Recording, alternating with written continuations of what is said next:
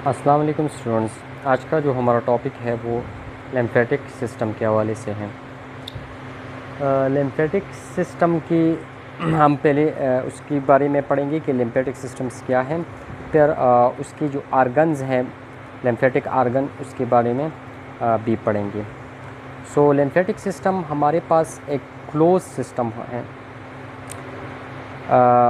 जो कि lymphatic whistle पे मुश्तमिल होता है और उसमें जो फ्लो ऑफ फ्लूइड होते हैं उसको हम कहते हैं लैम्प।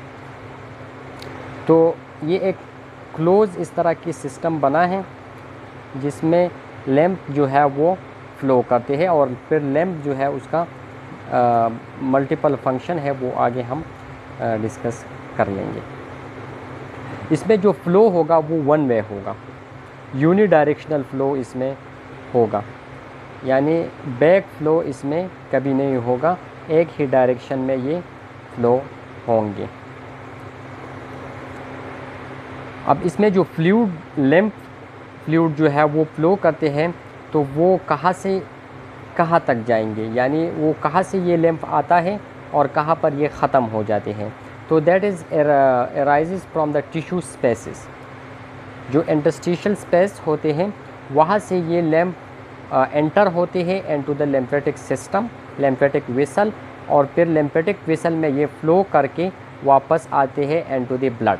तो क्लोज सिस्टम हम इसलिए कहते हैं क्योंकि जो इंटरस्टिशियल फ्लूइड है वो भी हमारे ब्लड से आगे जो है उससे डिफ्यूज़ हो चुके हैं इनटू द इंटरस्टिशियम, और फिर यही फ्लूइड जो लैम्प जो है फ्रॉम द इंटरस्टिशियल फ्लूइड इसी लिम्फेटिक वेसल में सर्कुलेट होके वापस ही ब्लड में आते हैं।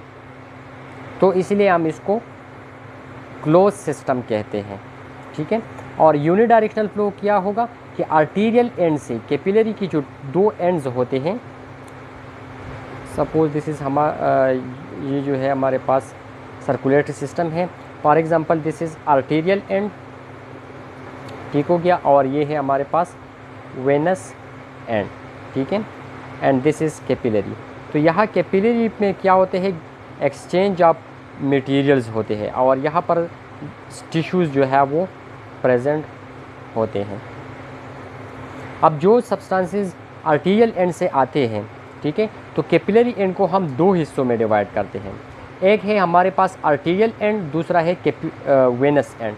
तो जो सब्सटेंसेस यहाँ पर आते हैं and to the arterial end of the capillary वो डिफ्यूज़ होकर इंटरस्टिशियम स्पेस में आ जाते हैं, ठीक है, और फिर इंटरस्टिशियम स्पेस से चले जाते हैं एंड टू द टिश्यू। अब टिश्यू में जो वेस्ट प्रोडक्ट प्रोड्यूस होते हैं वो भी इंटरस्टिशियम में पहले आते हैं और फिर जाते हैं and to the venous end. अब जो सब्सटेंसेस आर्टीरियल ब्लड में आ गए हैं लेकिन उसका साइज़ लार्ज है तो वो इस इंटरस्टिशियम में रह जाते हैं, ठीक है।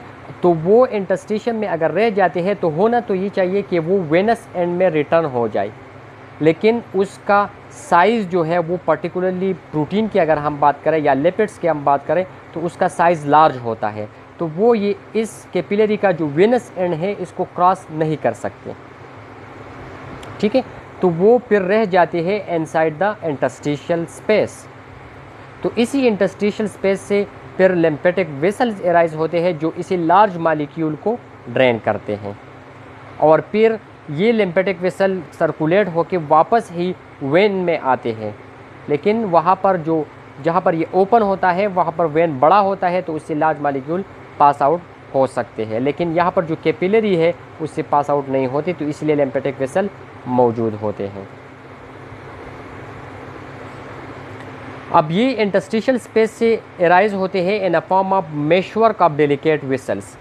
छोटे छोटे वेसल्स होते हैं लेकिन एक इस तरह गुच्छे के फॉर्म में होते हैं, एज अ मेशवर्क या वहाँ से एराइज होते हैं, और इसी छोटे छोटे वेसल्स को हम कहते हैं लैम्प कैपिलरीज। ये लैम्प कैपिलरीज जो हैं इसका एक एंड जहाँ से ये एराइज होते हैं, कहाँ से एराइज होगा, टिश्यू स्पेस यानी इंटरस्टिशियल स्पेस से। तो जिस पॉइंट पे इंटरस्टिशियल स्पेस में ये एराइज होते हैं वो एरिया एनलार्ज होता है, इसी तरह होता है, एनलार्ज एरिया होता है, ठीक है, और एराइज होते हैं। तो इस एनलार्ज एरिया को हम कहते हैं कैपिलरी बल्ब।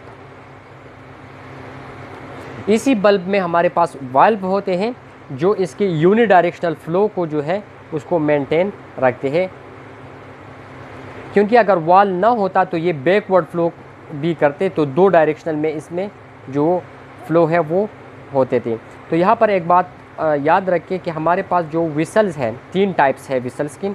एक है आर्टरीज, वेन्स और कैपिलरीज। तो वेन और कैपिलरी दोनों में वेल्व्स होते हैं, जबकि आर्टरी में वेल्व्स नहीं होते।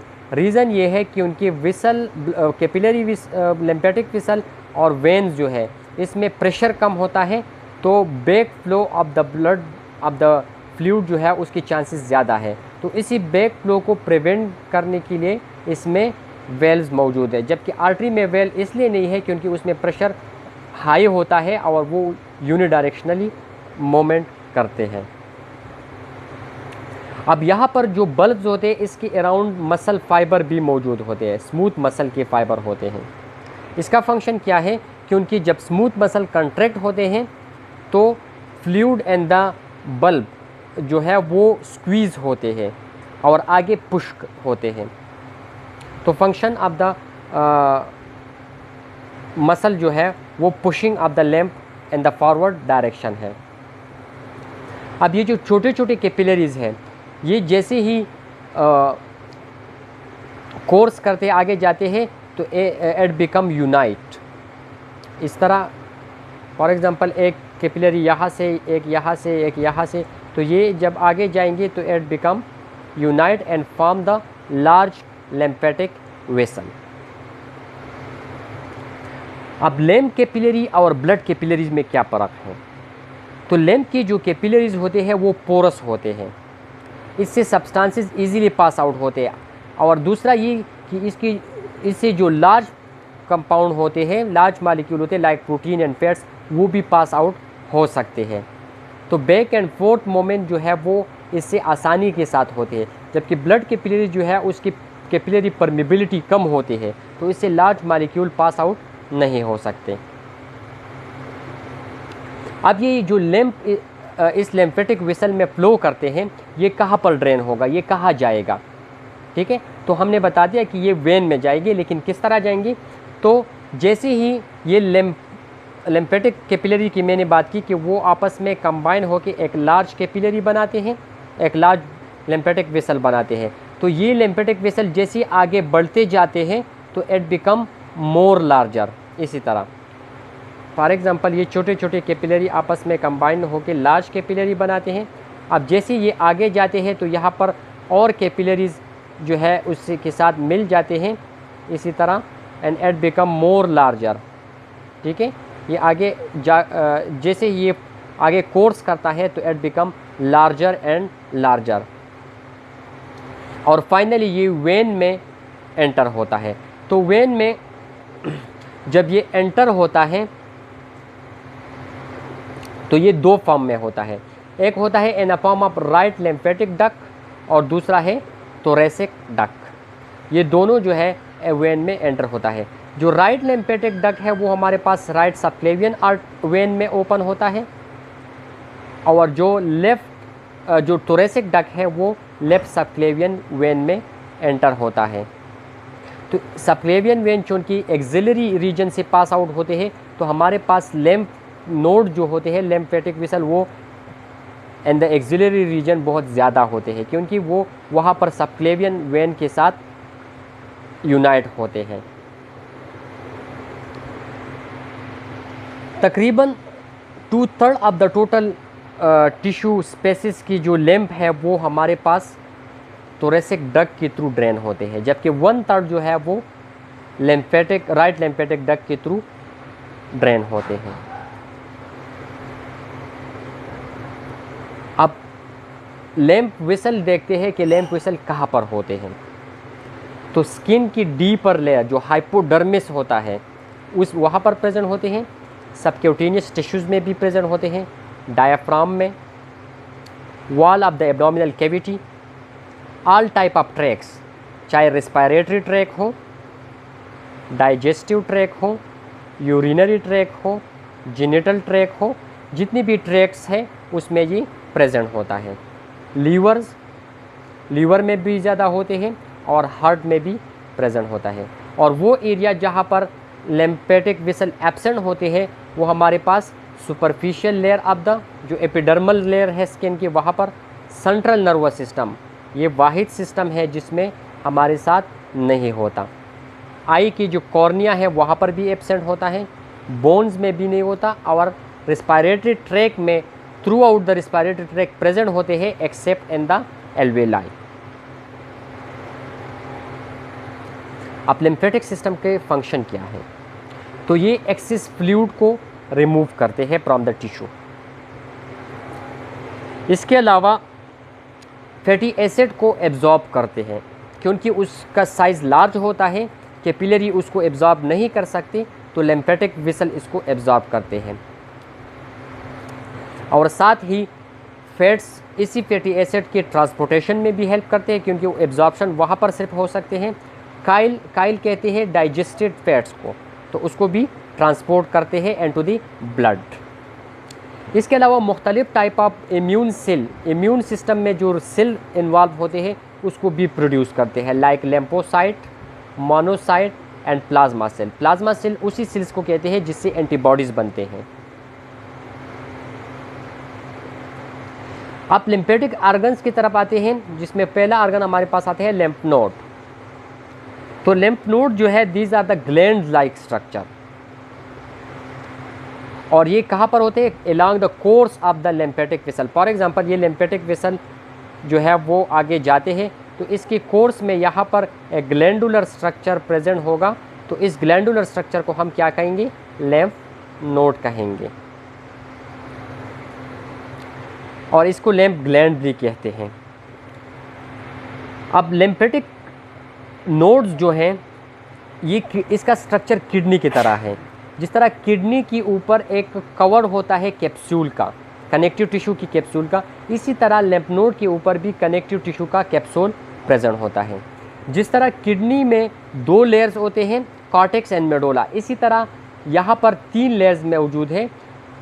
Outer layer is called cortex, middle layer is called paracortex, और इनर लेयर जो है वो मेडोला है। किडनी से इसका डिफरेंस ये है कि यहाँ पर 3 होते हैं लेयर्स, जबकि वहाँ पर 2 लेयर्स होते हैं। अब कॉर्टेक्स की तरफ आते हैं, जो आउटर लेयर है। तो कॉर्टेक्स में हमारे पास फोलिकल्स होते हैं। Follicles is a type of cells, lymphoid cells वहाँ पर प्रेजेंट होते हैं, जो कि प्राइमरी और सेकेंडरी होते हैं। प्राइमरी सेल जो है वो पहले बनते हैं। जैसे वो उसकी फॉर्मेशन होते हैं तो कुछ एंटीजन जो है वो लिम्फेटिक नोड के अंदर चले जाते हैं, तो उसी एंटीजन की एंट्रेंस की वजह से जो प्राइमरी फोलिकल्स हैं वो डिवाइड होते हैं, प्रोलिफरेट होते हैं, ठीक है। और उसके प्रोलिफरेशन एक स्पेसिफिक रीजन में होते हैं, जिसको हम कहते हैं germinal centre. Germinal centre are the region where the proliferation of the primary follicle occur due to the presence of antigen. तो जब उसकी प्रोलिफरेशन हो जाती है तो इट बिकम सेकेंडरी फोलिकल, यानी प्राइमरी फोलिकल की जब प्रोलिफरेशन हो जाती है तो इट बिकम सेकेंडरी फोलिकल्स। इसके अलावा कॉर्टेक्स में फोलिकल्स के अलावा हमारे पास बी लिम्फोसाइट और मैक्रोफेज, जो इम्यून सेल है उसके 2 टाइप्स यहाँ पर मौजूद है, एक बी लिम्फोसाइट है और दूसरा मैक्रोफेज है। कॉर्टेक्स की एंड साइड अगर हम चले जाते हैं तो दूसरा लेयर आते हैं, दैट इज कॉल्ड पैराकॉर्टेक्स। और पैराकॉर्टेक्स में हमारे पास होते हैं टी लिम्फोसाइट, जो कि इम्यून सेल है। जब पैराकॉर्टेक्स से हम इनर साइड की तरफ जाते हैं तो हमारे पास आते हैं मेड्यूला, जिसमें बी और टी लिम्फोसाइट के साथ साथ मैक्रोफेजेस भी होते हैं। अब ब्लड वेसल, अब लिम्फ नोड जो है वो हमारे पास इस मेडुला से पास आउट होते हैं। अब आते हैं इसकी स्ट्रक्चर की तरफ। तो इसमें जो लिम्फेटिक वेसल जो लिम्फ नोड में आते हैं और उससे जाते हैं वो किस तरह होते हैं। तो लिम्फेटिक नोड में जो वेसल लिम्फ लेके आते हैं toward the lymphatic node, they are called afferent vessel. और जैसे ही ये लिम्फेटिक नोड में एंटर हो जाते हैं तो it divide into small channels, और वही लिम्फ चैनल जो है थ्रू आउट द लिम्फेटिक वो स्प्रेड हो चुके हैं। तो इसमें जो लिम्फ है वो भी through out the lymphatic node जो है वो सर्कुलेट करेंगे और वहाँ पर जो टॉक्सिक मटेरियल है उसको ड्रेन कर देंगी, ठीक है। और सर्कुलेशन के बाद वो वापस आते हैं इनटू द मेडुला, और फिर मेडुला से वही फ्लूइड बाहर जाते हैं थ्रू द एफेरेंट वेसल्स। यहाँ पर देख ले डायग्राम की तरफ, जो आउटर रेडिश कलर के नज़र आते हैं that is made of connective tissues and that is called capsule. इसके बाद 3 लेयर्स आते हैं जो ब्राउनिश कलर के नज़र आते हैं सेल के ऊपर, दैट इज़ कॉल्ड कॉर्टेक्स, जिसमें हमारे पास मैक्रोपेजेस और बी लिम्फोसाइट्स होते हैं। और इसके अलावा इसमें 2 टाइप्स ऑफ फोलिकल्स होते हैं। एक को हम कहते हैं प्राइमरी फोलिकल्स जो नज़र आते हैं ये, और जब इसके प्रोलिफरेशन होते हैं एट द जर्मिनल सेंटर, ठीक है, तो it become secondary follicles. Paracortex जो कि कॉर्टेक्स के एंड साइड है जिसमें टी लिम्फोसाइट प्रेजेंट होते हैं, और फिर इससे एंड साइड जो है मेडुला जिसमें T B lymphocytes and macrophages present होते हैं। अब जिस तरह मैंने बता दिया कि जो वेसल लैम्प को लेके आते हैं toward the lymphatic node that is called apparent lamp vessel, और जैसे अपेरेंट लैम्प वेसल एंटर होते हैं तो इट डिवाइड इनटू चैनल्स, और ये channel through out the lamp node जो है लैम्प को सर्कुलेट करते हैं और वापस आते हैं इनटू द मेडुला, और फिर मेडुला से बाहर जाते हैं through the efferent lymphatic vessels. अब लिम्फेटिक नोड कहाँ पर होंगे?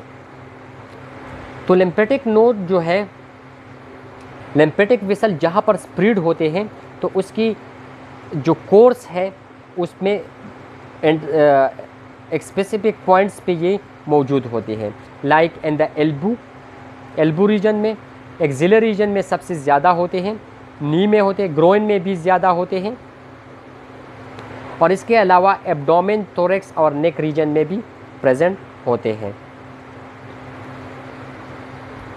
इसके फंक्शन क्या है? तो जब लैम्प जो है पास आउट होते हैं इनटू द लिम्फेटिक नोड तो वो वहाँ पर वाटर और इलेक्ट्रोलाइट्स को रिमूव करते हैं। तो the removal of the water and electrolyte यानी एक्स्ट्रा फ्लूइड की जो रिमूवल है उसमें हेल्प करते हैं। इसके अलावा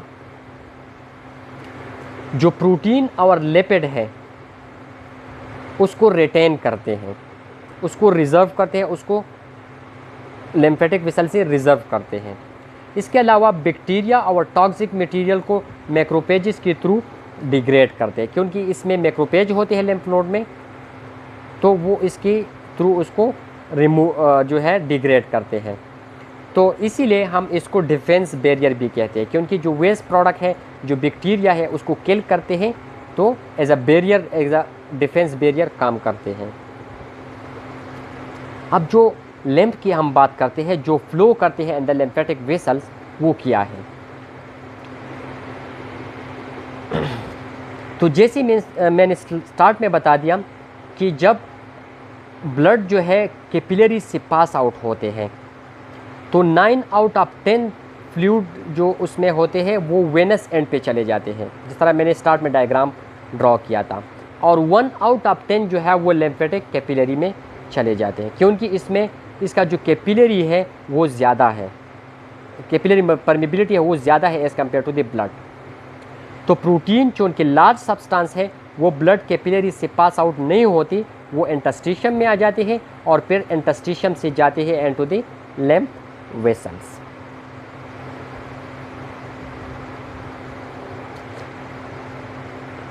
तो ये जो फ्लूइड बनते लैम्प वेसल में आ जाते हैं इसको हम लैम्प कहते हैं, और जब ये लैम्प नोड से पास आउट होते हैं तो इट बिकम कंसंट्रेटेड। अब क्यों कंसंट्रेट होते हैं? तो जिस तरह मैंने पिछली स्लाइड में बता दिया कि लैम्प नोड जो है वहाँ पर वो एक्स्ट्रा वाटर और इलेक्ट्रोलाइट को एब्जॉर्ब करते हैं, तो डाइल्यूशन जो है उसकी कम होगी and the lamp become concentrated. तकरीबन 120 ml ऑफ lymph जो है वो फ्लो करते हैं इनटू द ब्लड, ठीक है, जो सबक्लेवियन वेन है राइट एंड लेफ्ट उसमें ये फ्लो करते हैं पर आवर, यानी पर मिनट अगर हम इसका हिसाब लगा दें 2 ml पर मिनट के हिसाब से ये जाते हैं इनटू द ब्लड। अब इसमें 120 ml पर आवर जो है वो थोरेसिक डक्ट के थ्रू जाती है और 20 ml जो है वो राइट लिम्फेटिक डक्ट के थ्रू जाती है इनटू द सबक्लेवियन वेन, क्योंकि ये 2/3 ऑफ द बॉडी बनाते हैं। अब इसकी कंपोजिशन क्या है, तो 96% इसमें वाटर है और सॉलिड मटेरियल इसमें 4% है। सॉलिड मटेरियल 3 कैटेगरीज में है, एक ऑर्गेनिक सब्सटेंसेस है जिसमें प्रोटीन, लिपिड्स, कार्बोहाइड्रेट और वेस्ट प्रोडक्ट आ जाते हैं like urea and creatinine. Inorganic में इलेक्ट्रोलाइट्स आते हैं और सेलुलर कॉन्टेक्ट्स में जो हमारे पास इम्यून सेल है, मोनोसाइट, मैक्रोफेज और प्लाज्मा सेल, वो आ जाते हैं and along with the T and B lymphocytes. Function की तरफ आते हैं कि लिम्फेटिक लिम्फ की क्या फंक्शन है। तो लिम्फ क्या करते हैं, टिश्यू स्पेस को से जो प्रोटीन टिश्यू स्पेसेस में प्रेजेंट होते हैं उसको वापस ब्लड में लेके आते हैं ताकि वो ज़ाया ना हो जाए। इसके अलावा जो एक्स्ट्रा फ्लूइड होते हैं जो कि इंटस्टिशियम में होते हैं तो उसको लेके आते हैं वापस ब्लड में, क्योंकि अगर ये ब्लड इंटस्टिशियम स्पेस में रह जाते हैं तो इट काज एडीमा। तो एडीमा से बचने के लिए वो इसी एक्स्ट्रा फ्लूइड को ड्रेन करके वापस ब्लड में लेके आते हैं, तो रीडिस्ट्रीब्यूट करते हैं फ्लूइड को। इसके अलावा फॉरेन बॉडी टॉक्सिन और बैक्टीरिया को रिमूव करते हैं by the action of the immune cell, T lymphocyte, B lymphocyte, plasma cell and macrophage जो उनकी इसमें प्रेजेंट होते हैं। इंटेस्टाइनल फैट्स एब्जॉर्प्शन जिसको हम काइल कहते हैं उसकी एब्जॉर्प्शन में भी हेल्प करते हैं, क्योंकि ये गैस्ट्रोइंटेस्टाइनल ट्रैक में भी मौजूद होते हैं और वहाँ पर जो लार्ज साइज़ के फैट्स होते हैं वो एब्जॉर्ब नहीं होते इनटू द ब्लड, तो वो लिम्फेटिक वेसल के थ्रू एब्जॉर्ब होते हैं। अगर हम ज़्यादा फैटी मील खा लें तो हमारे जो लिम्फ का कलर है इट बिकम मिल्क लाइक, क्योंकि फैट्स उसमें ज़्यादा होते हैं तो इट बिकम मिल्की कलर। और इसके अलावा इम्यूनिटी में भी ये हेल्प करते हैं, क्योंकि एक तो एक बैक्टीरिया एंड वेस्ट प्रोडक्ट को किल करते हैं, दूसरा वो जो लिम्फोसाइट है उसमें प्रेजेंट होते हैं उसको ट्रांसपोर्ट भी करते हैं। So these are all about lecture the lymphatic system. अगर कोई क्वेश्चन हो तो फिर मुझसे पूछ लें। Thank you very much.